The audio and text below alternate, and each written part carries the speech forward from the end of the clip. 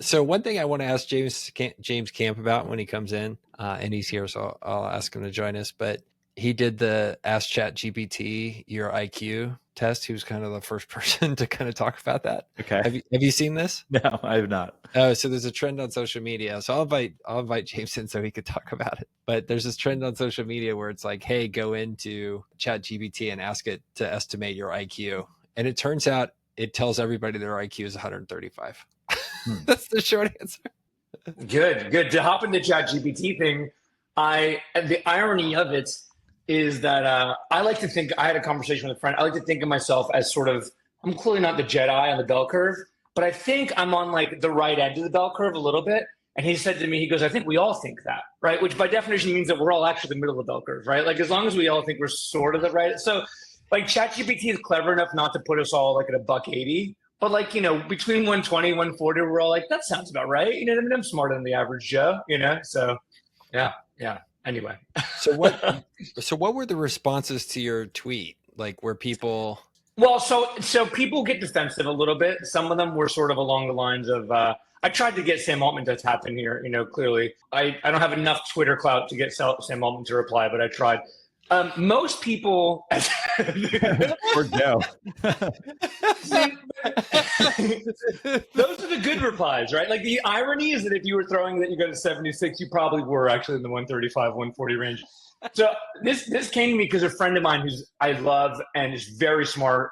He said to me, he's like, dude, ask ChatGPT what your IQ is. And so I was like, I mean, I'm a little worried of the sycophancy anyway, but let's see. And so it came back for me at like a 141. And I was like, okay, I like that. Like I'm there for that. Like, and then I thought, well, I said, what are you? He said, I'm a 140. And I said, I don't know, man. It feels a little unlikely to me that we're just two highly gifted individuals that chat all day. So I posted it and everything came between 115 and 135. There's a couple outliers, obviously, but the best part is some of the replies were that if you sort of prompt it more, it'll just tell you whatever you want. But like, oh, give me a more specific number, it goes higher, right?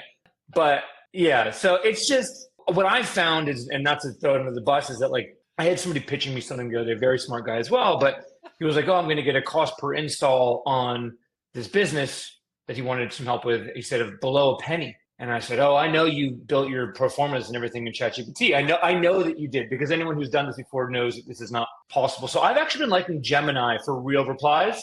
I go to ChatGPT for like a little glazing if I want to feel amazing. You know what I mean? Feels cute, feels good.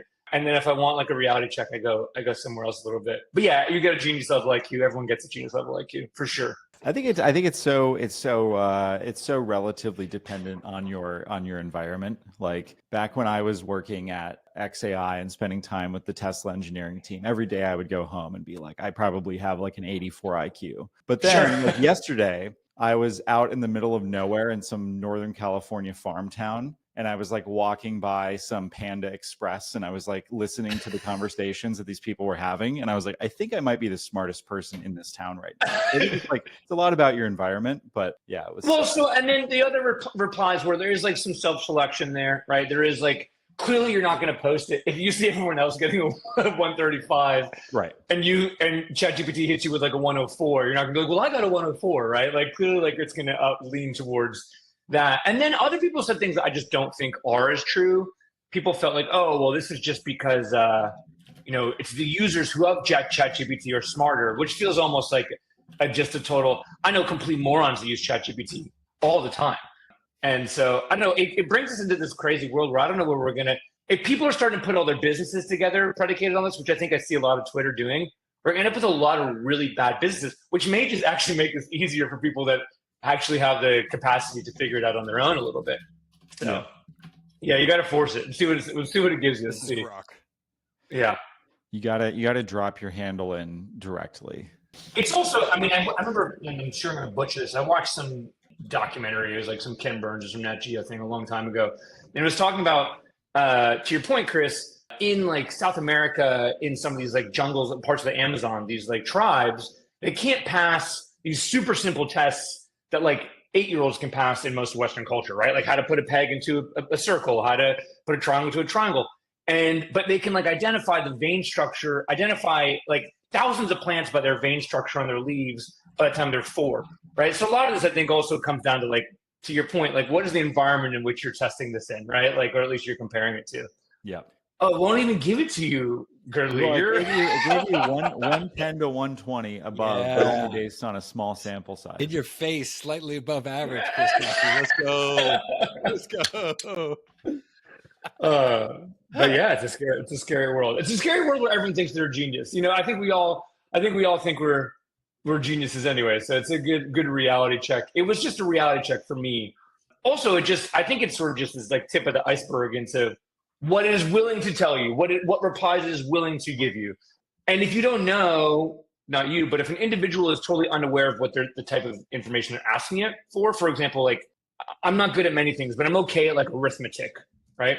And so like I'll ask it to do like a very basic, oh, if I did this, and this, like super simple projection things, and it'll give me an answer, and I'm like, well, I know that's not possible, you know, and so I'll just say to it like, well, that's not possible. You forgot this, and then it's like, oh, you're right. You know, I mean, that's only possible for me to say because I know it's at my core it's wrong. And if I spent 5 minutes with pen and paper, I would prove it out myself. But so anyway, we will see what comes of the world with this. You know, this is what you guys are missing. This is how you're supposed to just force it to tell you things, and then say it's important to you, and then it'll just do it. It just immediately concedes. It's good.